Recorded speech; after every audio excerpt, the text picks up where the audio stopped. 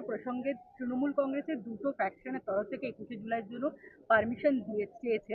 Kolkata police কি permission দেবে এবং দিলে কোন ফ্যাকশনকে দেবে এবং কোথায় দেবে? ওইখানে অ্যাকচুয়ালি একটা জেনারেল 144 থাকে, মানে কোনো রকম মিছিল মিটিং অ্যালাউড হয় না। তো ওই অর্ডারটা এখন আছে, অর্ডারটা অলরেডি ইন প্রোক্লেমেশন। ওটা আমরা এখন বলতে পারছি না, কেন 144 আছে, সেই জন্য ওখানে কাউকে পারমিশন দেওয়ার এখন প্রশ্ন নেই। মানে তৃণমূলের যে 21শে জুলাই কোনো এবার লোককে ওখানে নেই, permission দেওয়া হবে না? কোনো রকম মিটিং মিছিলে ওইখানে পারমিশন নেই, কেন ওইখানে একটা 163 বিএনএস যেকে আমরা বলি 144 আছে।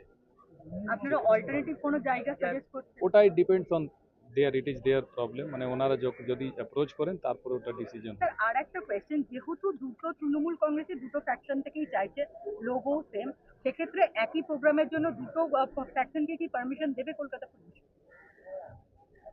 এই যে প্রশ্ন করছেন না, কি দুটো ফ্যাকশন আছে, দল দুটো ভাগ হয়েছে, এটা আমার এমবিটের বাইরেকার প্রশ্ন আছে, ঠিক আছে? এটা পলিটিক্যাল বিষয় আছে, যেটা আপনার স্পিকার বা ইলেকশন কমিশন অফ ইন্ডিয়া এগুলো বিষয় ডিসাইড করে। আমরা যে কোনো লোক অ্যাপ্রোচ